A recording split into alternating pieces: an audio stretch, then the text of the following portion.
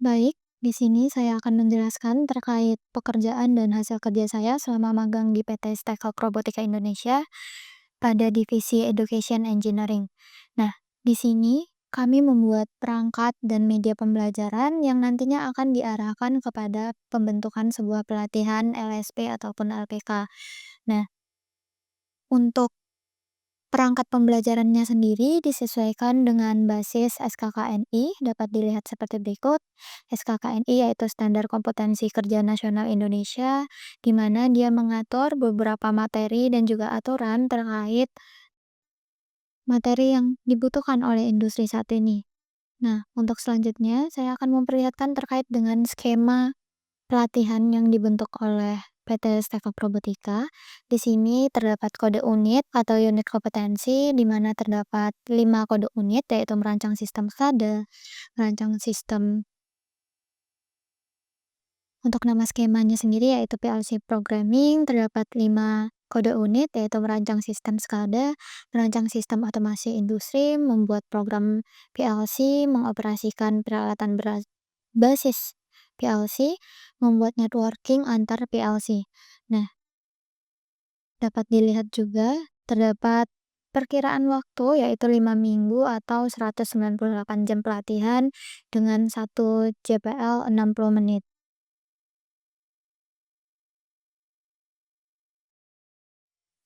Terdapat juga beberapa persyaratan seperti persyaratan untuk peserta pelatihan, instruktur, dan sebagainya. Di sini dapat dilihat juga terdapat pembentukan atau pembuatan kurikulum dari pelatihan itu sendiri, terdiri dari pengetahuan, keterampilan, dan perkiraan waktunya.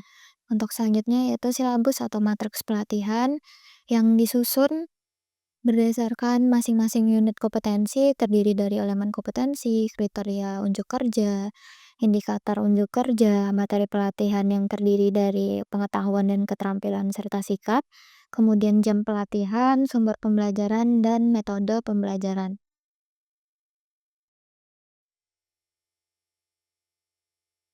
Untuk selanjutnya juga ada daftar dari alat dan bahan pelatihan yang dibutuhkan untuk masing-masing unit kompetensi,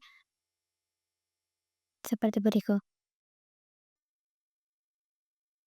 Nah, setelah selesai membuat skema, kemudian perangkat pembelajaran, maka akan lanjut kepada lesson plan atau penjelasan lebih detail terkait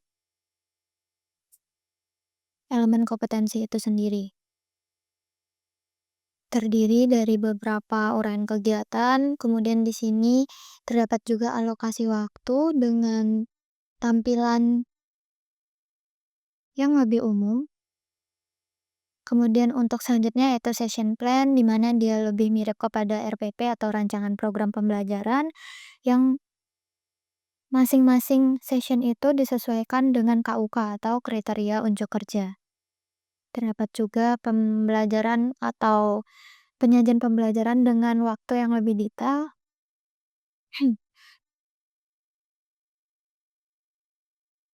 Nah, setelah seluruh perangkat pembelajaran itu selesai, maka akan berlanjut kepada penyusunan dari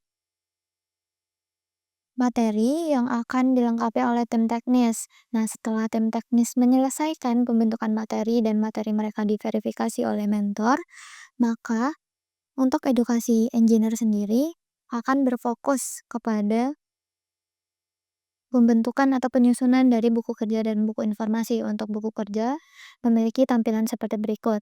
Nah, di sini contohnya merancang sistem SCADA dengan kode unit C28 dan seterusnya, terdiri dari daftar isi, kemudian ada pendahuluan, ada tujuan umum yang disesuaikan dengan elemen kompetensi, kemudian juga ada tujuan khusus yang disesuaikan dengan kriteria unjuk kerja, dan untuk selanjutnya akan dipindahkan materi dari tim teknis ke dalam template dari buku informasi itu sendiri. Untuk bagian bawah nanti juga akan terdapat daftar dari alat dan bahan, daftar pustaka, dan juga tim penyusun dari modul atau buku informasi ini.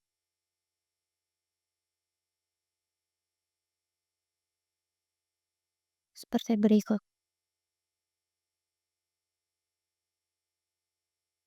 Untuk selanjutnya yaitu buku kerja dengan materi pertama, kemudian juga terdapat penjelasan umum terkait materi itu sendiri atau unit kompetensi itu sendiri, kemudian terdapat daftar isi, kemudian juga tersusun dari soal-soal evaluasi. Untuk soal evaluasi itu berbentuk pilihan ganda, dilengkapi juga dengan kunci jawabannya, kemudian juga terdapat komponen lain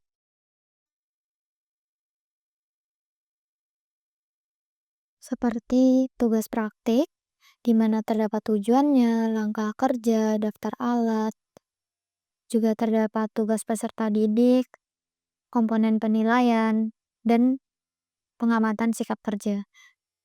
Untuk yang terakhir, yaitu lebih kepada penyusunan untuk rancangan rubrik penilaian.